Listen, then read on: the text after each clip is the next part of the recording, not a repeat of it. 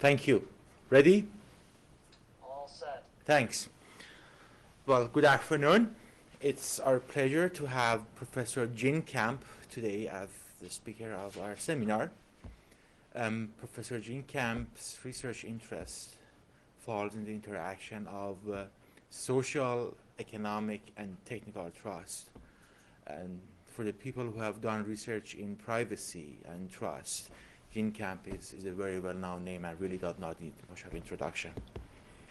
Professor Jean Camp is currently at Indiana University School of Informatics, and prior to that has been working in this area of research at Sandia National Laboratories and Kennedy School of Government at Harvard. Professor Camp? Thank you. All right, I want to talk today about a different way to think about security and designing security. The core argument I'll make during this entire presentation is that you need to design a security system that functions within the social and economic environment in which it is implemented. In particular, I'm going to look at how we embed trust using social context. The core of this system is not that we will cryptographically verify that phishers, those who implement phishing attacks, are bad parties. The point is to enhance individuals' ability to make trust decisions. All right? So I'm going to talk about the definition. Do I have to? I hate standing back there. I'm going to talk about a very different way to design the system, a way in which you start with the human being who uses the system and the task they're trying to fulfill, right? So we had this joke at Sandia National Labs when I was in the security group. They said, oh, you need to come over now and add the security to it. And we said, oh, just run it slow. We never really did that. But that's the idea, that security is something that gets in people's way and people want to avoid it, right? The proposed system, we look at the interfaces. I talk a little bit about the simulation. If I have time, I'll talk about the protocols. But before you'll see how the interfaces lead to the protocols. And I will leave this presentation. You'll have the entire presentation with the protocol slides if you're interested in obtaining it. So it's on this computer. So what's our core problem statement? This is our core problem. We need to create reliable economic signals to inform individual decisions. I will assert that no human being has ever been so drunken that they walked into an internet kiosk in Nigeria and thought they were at the bank. All right? I'm just going to push that assertion to you. We have thousands of people do that every day on the internet. People are not making informed trust decisions. All right? So let's talk about designing for trust. Let's start with human trust behaviors. It's very different. Instead of starting to discuss your work factors. Trust, what is it? Fundamentally, trust is about simplification. Trust enables activities to happen that could not happen otherwise. So that's why trust but verify is kind of a joke, because if you can verify, you don't have to trust. There are three things that make a decision trust. One, the action cannot happen without it. Two, there's a time lag. Like, okay, I'm not really trusting him not to poke me in the eye with a pen for two reasons. One, I have glasses, so I'm protected. Two, he would do it immediately and I know it was done. You see, there's not a time lag. Whereas if I gave you a message or a pen and I said, promise me you're going to poke somebody in the eye with that pen later, there'd be a time lag and it would be trust. And then the third thing is you cannot necessarily know who is the responsible party if it happens later. The thing about trust is it encompasses what we think of as discrete technical problems. We solve problems like confidentiality in transmission, which is an element of trust from the end user. And it embeds discrete policy problems. If they have great data security in terms of their network, and whenever I call the business center helpline, I get, anatomical suggestions, I don't think that that's trust. Let's think about human trust and computer trust. Human trust. There are a lot of experiments about how people extend trust. Almost every cryptographic system is built with the opposite assumption of trust behaviors, right? Because computers aren't people. And at the philosophical level, trust is a need. So you need to accept that individuals will begin with being trustworthy. And that it's a tool for simplification. You want people to trust, you make it easy for them. You want them not to trust, you make it easy for them. And finally, you can look at trust as game theoretic. There's been a lot of research on how human beings behave with respect to trust. One of them says, human beings don't differentiate between machines. Computers are very good at differentiating and not very good at categorizing, right? What's a table? You and I, if we walked in and there were a table, and it was here, it was this wide, and it only had one leg, would not be confused and say, oh, one leg, it's a stool, right? The computer would be confused. So we like to lump, and computers like to differentiate. Humans also become more trusting of the network. Every study of human trust has shown that people, the more they use the computer, generally instead of becoming more savvy and slick, they generalize. They say, well, I've used this computer a lot and it hasn't exploded, so I'll go ahead and trust it. Is there a major road next to this university by any chance? 65. Yeah, okay. So when I worked at Harvard, there's this incredibly busy road, Massachusetts Avenue, that goes right through Harvard Square. And the students are as smart as students anywhere, and they would walk across that road back and forth every day. And every semester, some student would get hit because they didn't look. Why didn't they look? Because they'd walked across that road successfully every day. We do the same thing with computers. We're very bad at risk. And we default to trust. And like I said, in the slide, there are reams of validation of how people default to trust. And that is what so much fraud is about. If somebody comes up to you and says, I lost my wallet, the first thing you think is, oh, they lost their wallet, right? Not, oh, I wonder if they're armed, because they're obviously a fraudster. Okay, a lot of computer scientists would be more likely to think, I wonder if they're armed. So one of the things we need to think about when we design for trust is, what are we really trying to do? Are we trying to get people to trust the network? Are we trying to get people to mistrust wisely? It's a different kind of argument, and that's where the signaling part comes in. You want people to be able to distinguish the good resources and the bad ones. People are too trusting. They learn to trust, and then they trust even more, right? And we need to add an element of mistrust and differentiation, another human behavior.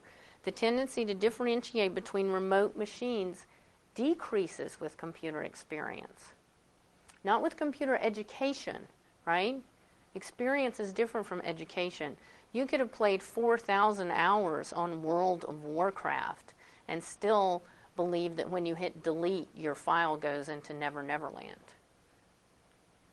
So experience increases trust. One of the most common complaints at Harvard was, my internet is down. What did you do to my internet? Like, no, it's not your internet. But it shows a very clear model that the internet that I go to is safe and it's trustworthy. Again, we need do not trust signals. Now, it turns out that users are really bad security managers. In fact, not only do we not have do not trust signals, we have trust signals, and then you're supposed to notice that it's not there and learn not to trust, right? It's like, do you notice that I'm not wearing a hat? Would you notice if I were not wearing glasses? Humans are not very good at that. So, you want it to be a default. And there are pretty much two ways to do this. You can educate all net users to behave the way we think they ought to, or you can assume they are. Computer security is built for machines, and another example, passwords. Here's your basic rule of passwords. Think of something you can't remember. Don't write it down. This is not a human design. So SSL, two categories, secure and not secure. If you have the ability to draw a little box over the little tiny, tiny, tiny red warning sign, you can look secure. And there has been one documented case of SSL-enabled phishing. How did that happen? Somebody went to VeriSign and paid them money. Shockingly enough, VeriSign gave them a key.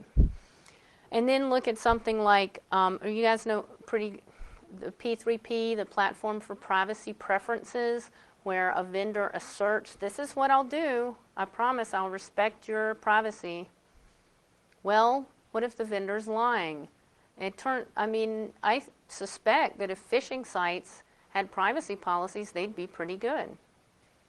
You don't want other people stealing those credit cards. You've just gone to all that trouble to steal, do you? That's work. Okay. It also assumes one standard for all transactions. PGP, all right, I trust you. You tell me to trust these guys. This is what I call the Sandra Dee problem. Anybody watch, the movie Grease? Okay. So she comes in. I personally don't like that movie because she comes in and she's like headed for scholarship at university, but she meets Eugene, and so she meets all of Eugene's friends. And so she ends up deciding she's not going to go to college. She's going to have life, wearing leather at the bowling alley instead, right? So maybe I just see this too much like a parent. But that is a problem that she met one person in the network, so she met all these bad people in the network. That trust distinguishes. So you introduce me to everybody in class, and then you introduce me to a whole nother set of people. It turns out later that you're not trustworthy. That doesn't get backed out in the web of trust. There's not a path dependency. Key revocation, another example, great example. This is your verifier. She was talking about you have different levels of revocation in your verifier. It makes a difference if somebody's credit card is stolen, if it expires, or if when they showed up it was stolen to begin with. There are different kinds of revocation. All right. So I've argued human trust is an important element of computer security design. One, that's the first thing I've argued here. Two, that computer security currently is built in a way that is in opposition to human trust behaviors. So everybody is with me now. Okay. What are we going to do? What shall we do? One, we get computers to do what computers are good at. What are computers good at? They're good at processing data, storing data, transmitting data, and distinguishing between very different types of failures. What are humans good at? We're very good at understanding context. We're good at lumping behaviors, right? We can evaluate uncertainty. Maybe not with the level of detail a computer can evaluate uncertainty mathematically, but human beings are fairly good at order of magnitude risk evaluations. Incidentally, especially the demographic of college students, graduate students. As you get older, you start overestimating risk, but at your age, you're very good at statistically speaking. So let's start with humans. So what do humans have with trust? We have pre-existing social capital. We have a tendency to trust each other. We have social networks, networks of friends, right? That's what I want to talk about building on. So the first thing is we have to think about, well, what do we want to build for users? We have to have a meaningful signal if we want to build this for users. So it turns out we're not even talking to users, right? So identity theft. Identity theft worries many people, and reasonably so. It's unauthorized use of authenticating information to assert identity in the financial namespace. I'm just saying that's a good, solid definition. That's not what we call it in security. ChoicePoint had an internal process violation. They accidentally faxed 145,000 records to Kinko's. I think this is some kind of achievement, actually. And they didn't notice it was the Kinko's, and then it wasn't a real business. In fact, they didn't notice that the 6 businesses they thought they were faxing to all had as their office the Kinko's. So it was, you'll be relieved to know, a violation of their own internal process that says we do not fax huge chunks of information to Kinko's. In Berkeley, there was a security violation. This is a process violation, right? We know these are different. A process violation is different from a security violation, which is different from a confidentiality problem. Bank of America, right, backup data 1.2 million records because they lost their backup data and they did not at this time encrypt their backup data, right? This is the same for everyone. Everyone who lost a Social Security everyone whose Social Security number was picked up by a thief had the same experience. They don't want to hear about internal process violations. They want to hear about being safe from identity theft. There we go. Ooh. I don't like standing behind this because I feel like you're so distant. But this isn't working either. Ha. So, one of the things people are pretty good at are making contextual decisions. This is the ladies' jewelry market in Hong Kong. This is Tiffany's on Fifth Avenue. You can buy pearls at both of these places. One place is better in terms of credit card fraud than the other place. One place is better in terms of accurately representing whether or not pearls are natural pearls, whether or not they're fresh water, right? Can you guess which one of those is more, trustworthy? We have offline a lot of ways to identify resources as good or bad because we have a lot of context. Now, compare this. This is even more extreme. At least those were both jewelry markets, right? This is a bank. This is like somebody's machine in somebody's house that is being manipulated by organized crime, right? And look at the difference here. Here's the difference, right? It says SunTrust Online, and the URL is different. But that's a decent, you've got to admit, checking space SunTrust is a pretty good phishing URL, right? At least they have I thought this was a fairly good phishing site. How are we going to solve this? Well, economics tells us that signaling is a way to solve this. Because what you have in Tiffany's and the Hong Kong jewelry market are a set of economic signals. In economics, a signal is an element of information that is difficult to falsify and that differentiates resource types. So certainly, as you're here getting your master's degree, you're learning something very valuable and you're participating in a socially valuable endeavor. The other thing you are is you're getting a signal. When you give this master's degree to an employer, it will say, oh, you're the kind of person who can figure out what classes to take, who will get up in the morning and show up for classes and finish your work by deadline, and you have the intellectual capacity to master this material. It's a signal to your employer. That's what straight A's are. They're a signal that says, I'll go that extra mile that's required every time Even in those classes where they were 7 in the morning and I had to show up every day, it's a signal. The other thing you can do is try to increase the cost of fraud for the fraudster, right? Not for the bank. There's a lot of successful increase in cost of fraud for the bank in identity theft. It's not something I'm advocating here. And you can do that by changing the authentication mechanisms. You can do that by increasing the difficulty of obtaining credit. But there's been a tremendous amount of hostility to that.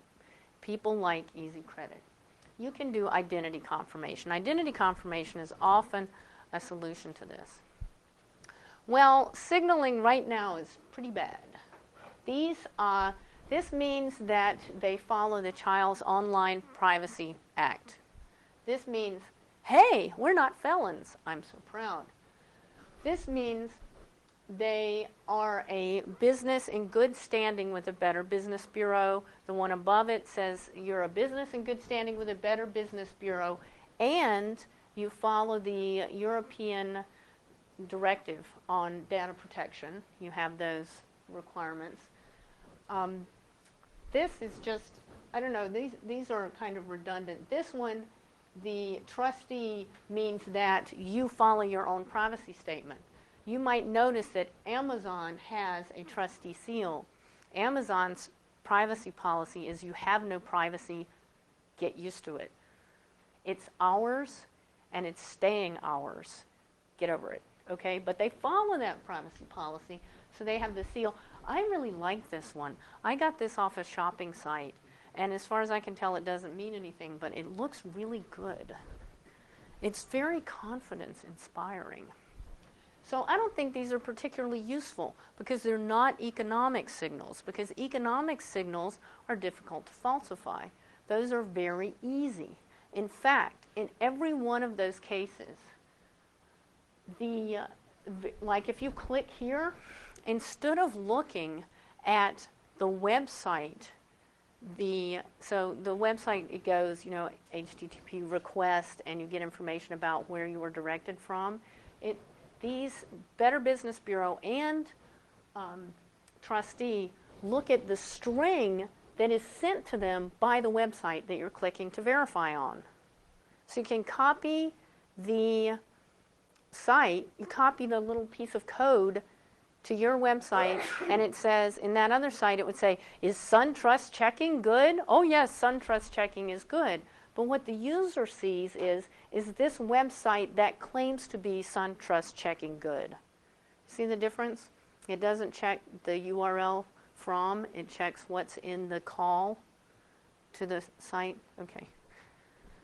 So I say it's, this kind of seal is more useful, at least, they're cuddlier. Right. Identity confirmation, well, we have identity confirmation. It turns out VeriSign protects you from anybody's money they won't take. Anybody that, that won't give them money, you're safe, right? This is not a very good identity mechanism, really. And the other thing is uniqueness. There's a thing called the Joe Wilson problem, which predates Valerie Plame's exposure as a covert agent.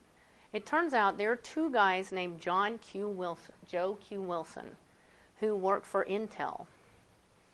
And one of them works with Ellison, Carl Ellison, one of the inventors of PKI.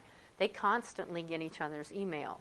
They're Joe Q. Wilson at Intel, right? How do you resolve that? How do you make it so that when I look up my long-lost cousin, Joe Wilson, who I finally saw at the reunion that I hadn't attended forever, I remember he's Joe Wilson at Intel, right? It's a very specific Joe Wilson. But, and in a physical environment, I would not have a problem telling the two Joe Wilsons apart. In the social network, they're very distinct. But in terms of name and identity, we have a lot of namespaces, right? I mean, I have in my wallet this thing that says I can drive. It's also used to say I can have a job and I'm an American citizen, right? You can show it and say, well, I can get a job. Well, you know what? You don't have to be a citizen to get a driver's license. And No Department of Motor Vehicles wants you to have to be a citizen to get a driver's license because they prefer that all the people that are driving and they don't have legal residency have taken a driver's safety course and have insurance, right? So the namespace has got to fit with the identity. There's a namespace in which I'm Gene Camp that's I'm the professor, right? I know a tremendous amount about economics of information security. As soon as I leave here, I'm getting in my car and I'm roaring home to be the mom, right? These are very different roles. I have all the same identifiers. There's no single source of legitimate trust. So you're going to say, all right, trust the tax, trust the Social Security, right? Who are we going to trust? Wait, no, I don't trust the government. And in fact, shouldn't the government tell me if Walmart is a good place to buy shoes? Should it tell me if I should go buy my shoes at Prada? Do people who shop at Prada, you guys know what Prada is, right? Okay. Do they want to go to Walmart for shoes? Is an identity confirmation system that says good place to shop gonna, no, not in any kind of economic context we can imagine. So there's just nothing. Oh. All right. I'd just like to say that this is Microsoft's fault. Because it is. Because I put it up and I looked to see if the images were there. I said, oh, good. Usually Microsoft does some strange thing when I transfer Microsoft from the Macintosh to Microsoft the Microsoft OS. One time it changed all my bullets to little hands. All right. But the point is that we had a big trust challenge on the internet, right? So you can hear, I'm sure you've heard people say, well, you know, back when I was on the internet, we didn't have all that. You could trust people. And depending on how old they were, that was before 1984, 1987, or 1991 when AOL joined the internet, after which we all agreed that it was not a trusted environment. The big challenge was enabling monetary flows. SSL did that. It enabled monetary flows. There we go. Our second trust challenge is providing meaningful trust information. And where are we? We do provide meaning-free trust information, right? And there are namespaces for specific trust assertions. You can go to websites and say, all right, I want to shop at Christian websites. I want to shop at gay positive websites. There's this thing called the pink pages that you can go to and look for like female plumbers in a zip code so that you're shopping pink. But it requires an understanding of the limits of the namespace, right? Okay, transitivity. You can drive. You have a driver's license. Can you vote? Probably. You can probably, as an illegal resident, go and vote in the U.S. if you have a driver's license. I know of personally several cases where this has happened. I know personally of documentation of cases where this has happened. I don't pick people up and take them to vote illegally.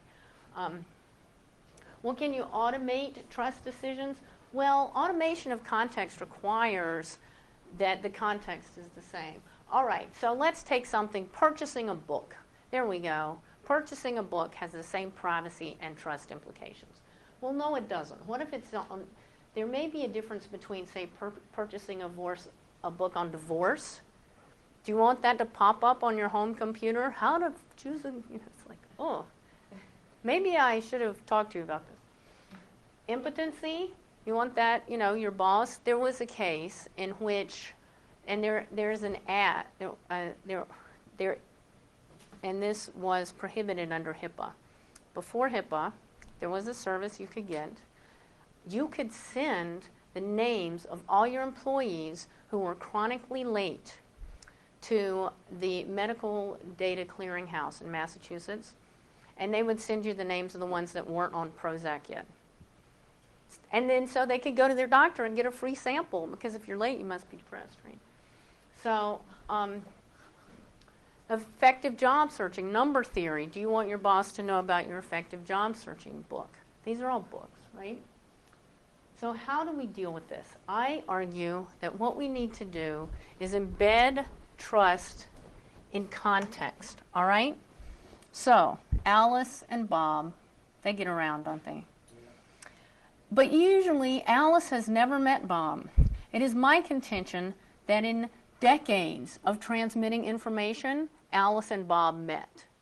In fact, I think Alice and Bob met sometime in the 50s. They know each other pretty well now. Alice is friends with Bob, which is why she keeps trying to communicate with him. She trusts Bob's opinion. Bob likes that website. Alice has never heard of that website and may not trust that website, but she will inform her trust decision with Bob's experience on the website. It's not an automatic trust generator. So, what does that mean? We use a social network, right? Now, most of your who here has a buddy list? Right? You got a social network built in. It's already extant. So what we do is import buddy list, as well as well-known, user-selected central authorities.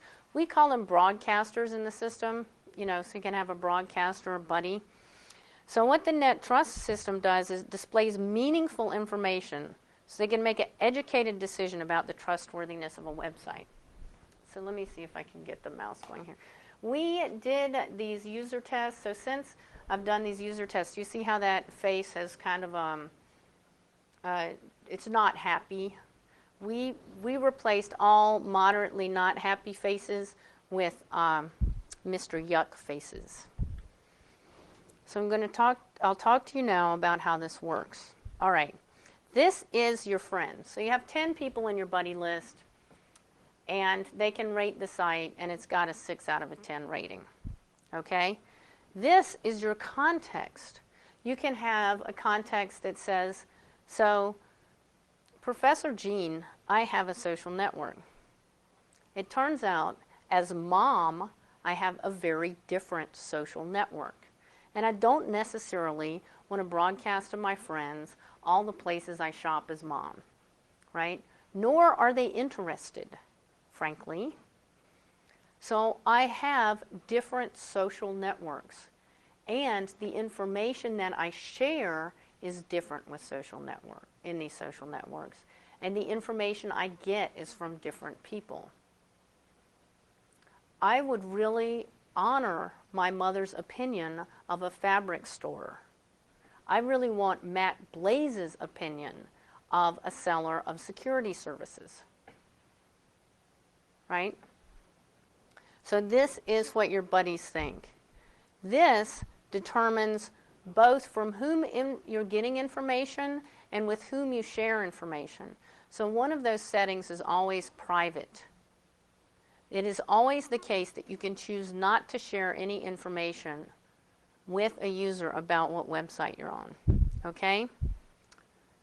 All right. Again, I'd just like to blame Microsoft for this moment. We did an initial usability test. We looked at the 3 different websites, all of which were made up, all of which had similar designs based on the usability literature about trust, right? We had no human faces. We had one human face next to, on the main page, one human face next to the primary page, to the privacy policy. We had the same privacy policies. We used similar fonts. We had the same level of effect. All right? This toolbar vastly increased the amount of trust, right? The Better Business Bureau is very happy with this website. Google thinks this is a website with lots of Google juice. PayPal says, we've never heard of these people. The FDIC, we don't think they're a bank. All right? That's why I included that. Without the toolbar, oh, you can't see this, went off 52% said they don't trust the site. Here it went from 60 to 42. Here it went down to about 18. We had our best response on this one. And then the third one, okay, it was green. People hated it. 80% didn't trust the site. 76%. So what I think is interesting is 76% is a 4% increase. If this doesn't just, you know, your friends liked it, but what did the Better Business Bureau think? This is what I would call a mistrust signal. Does this indicate to you that this is not a website of which the Better Business Bureau approves? This is not subtle. This is like the little man is throwing up on your computer. But what we thought was interesting is that the peer feedback dominates the negative feedback. That just because it's existed, even though the Better Business Bureau didn't like it, the peer feedback dominated. So we have since then done another experiment with 75%. And what we did is we had a mixed toolbar, a positive toolbar, a negative toolbar, and a reverse mixed toolbar. That is to say, we had one toolbar in which the Better Business Bureau and PayPal hated the site and all your friends liked it. And we had one toolbar in which your friends didn't like it, but PayPal and the Better Business Bureau did like it. And it was consistent. People trust their friends more than they trust centralized authorities. And that makes sense, right? I mean, look at your demographic. The centralized authorities, your friends will take you drinking. The centralized authorities will send you to war. Who should you trust, you know? So, all in all, people found the system useful, easy to use. It's easy to use and it's useful. So, 80% of the participants found the signals meaningful. These were meaningful signals. You will not get 80% of users find the trustee stamp meaningful, okay? 80% said they would enjoy using the system, the same ones that are meaningful. So, will this work in theory? Will this even work in theory? So the way we decided, will this work in theory?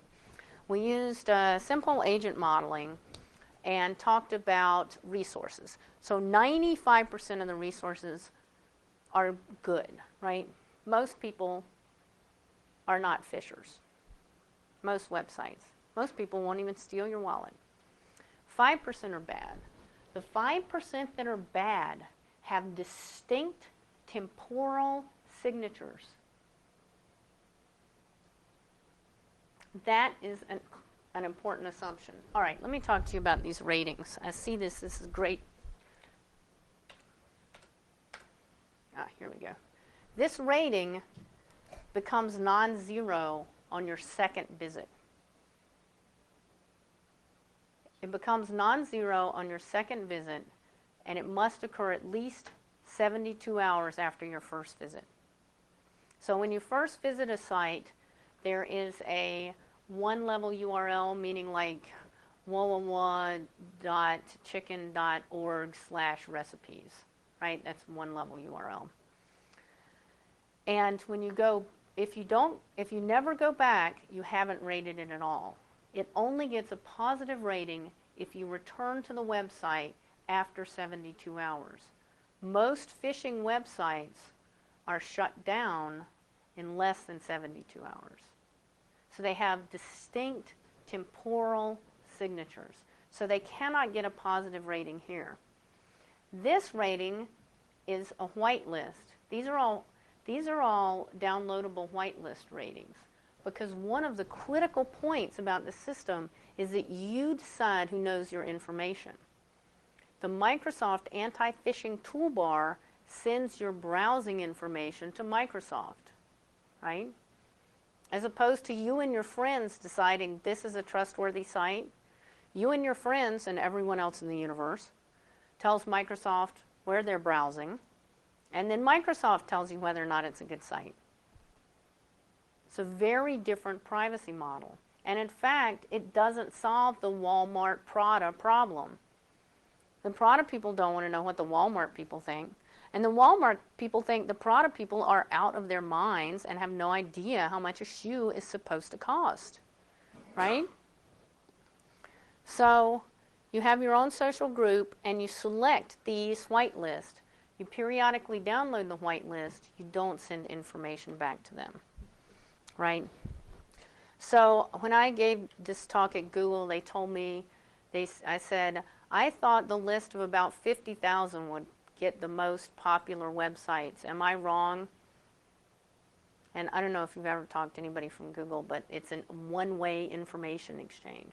And after some discussion, they were like, no, you are not wrong. So I feel pretty good about this. Maybe they meant, no, you're not so wrong, you're going to fall off the building, but all right.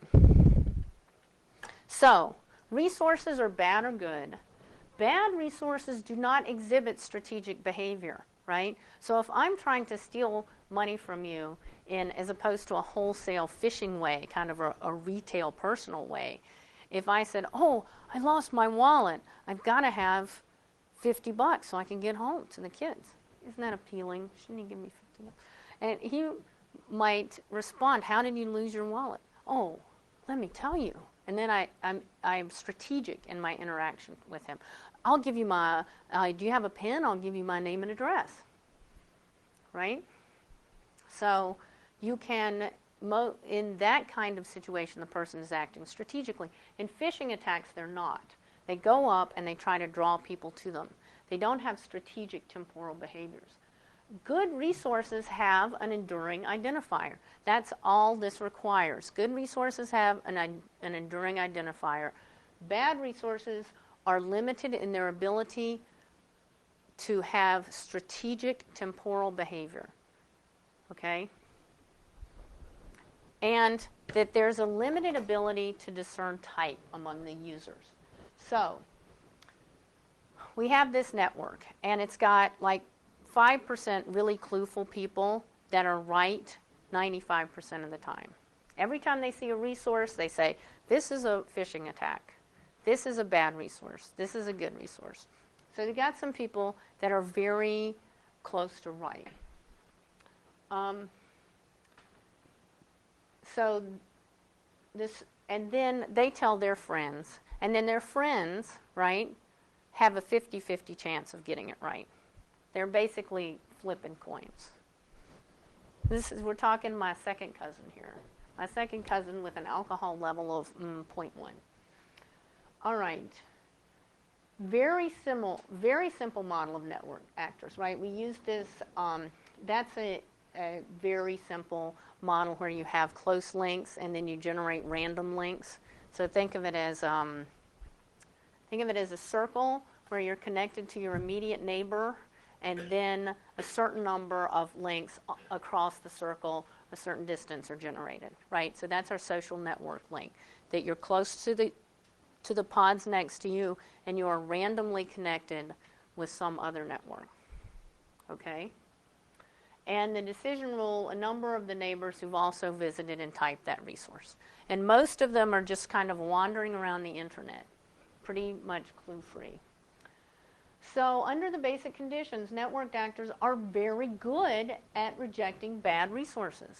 In fact, these actors can achieve up to about 95% results. The guys who started out just flipping coins, they get up to about 95% right, just by having a social network depth of 2 and having that information feed to them. They do need some exogenous information sources. We have the exogenous information sources. Those are the little happy faces and Mr. Yuck, okay? So there's reason to believe that the theory is good, that you can compile and leverage human trust behavior, and the simulation suggests potential value. That leaves us with another question, which is how to build it. So I thought about the monkeys at the typewriter thing, but I decided that was taking this whole peer production too far. So our work in progress. We have a hash-based distributed file system. When I distribute the gene, Professor Gene, I have a 108-bit random number that is the name of an RSS feed. Okay?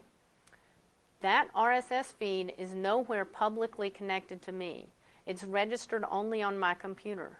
The only people who know it connects to me are the people who I invite to participate. It is true that human betrayal remains possible in this system. But within that constraint, you control who knows information about you. Similarly, mom, also known as me in a different context, has another random 128-bit number. Okay? And these, I call them pseudo-public keys because there's no PKI. It's just a signature key. You get a random number and a public key when you join my little group of sharing friends. That way you can check my download, you can check my history feed that I'm sharing you. All right? So I have about 2 minutes and 40 seconds left, so I have the other protocol slides. The conclusion is using context for signaling provides a unique context based on personal history because your own personal history feeds back. Except if you mark a website private, there is no record kept of that visit, period. So if you go to, you know, like wildboysintrouble4.com, that is your, and then you get phished, you won't know because you kept no record. It's not like, oh, it's private, so you should know. If it's private, it's dropped. You can have your own site, you can have your own personal social network of one where you feed back with yourself, but your private feed does not affect your ratings because we don't keep the history. Because we felt it was important that private meant private, not private except for it's in this file at work. And we are working to develop prototypes. And then the rest of the slides talk about how you get invited. We said you don't want to start with a single trusted server. But in fact, of course, on our prototype, we'll have one server, and we're going to add the distributed file table later because we want it to work first. And these are our protocol assumptions. We're assuming that the operating system is not on a malicious platform. If the operating system is malicious, all bets are off. Right? So thank you for your time. You have 59 seconds to ask questions.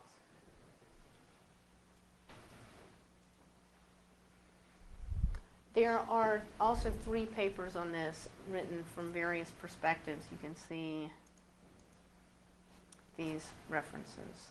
The first one is the Social Sciences Research Networking Conference. It has all the trust references. You'll find about 35 references on human trust in that paper. The second one is at DIMAX, where we talk much more about the protocol. And the third is about peer production of security and privacy. And in that, we talk about the network theory and the simulation. Would any of you guys use this? Would you use that? Would anybody here use this? If you could just share selected histories with your friends.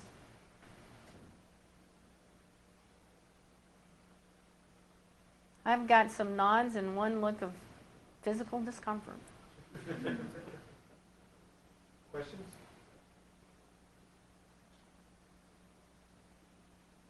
Does this affect the websites that you visit just once? Because there are lots.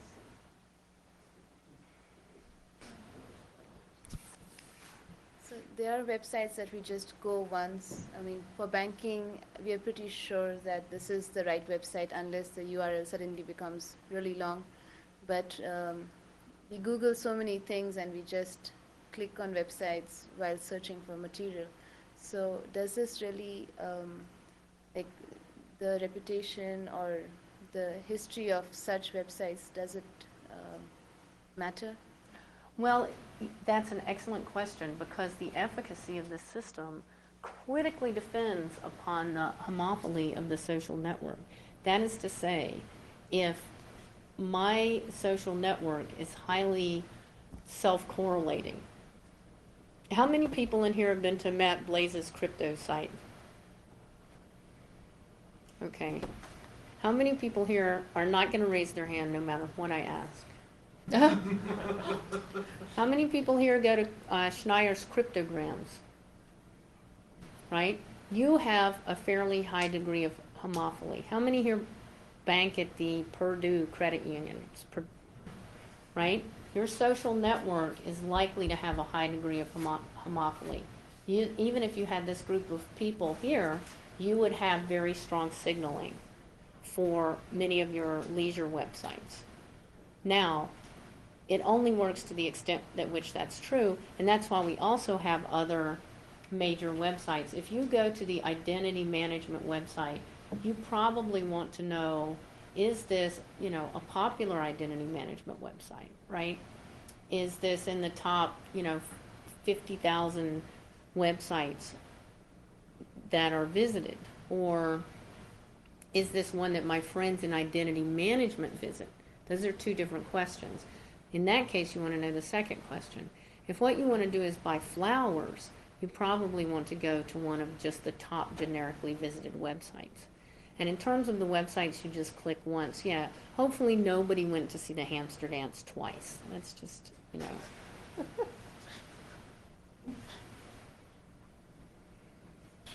others? Okay, let's go. One more. Yes, following this question, have you thought of, in your ongoing research, have you thought of putting some constructs for measuring, like this reputation, this signaling thing, like the number of transactions with one specific site, or the history, or the period of time that they're doing, so you come up with some measures for this trust? we do measure how often you visit a site. We measure how many times you visited a site, with the expectation that it's 24 hours between each visit. And that's how we define visits temporally, because that's the simplest way. And then your visit decays. That is to say, if you visited it 3 times, and you can have a maximum score up to 5. So you start to decay. After 24 hours, it goes up. And then it starts to decay. It goes down to 1.5, right? But then when you visit it the next time, it goes up to 4, and it will go down to 2.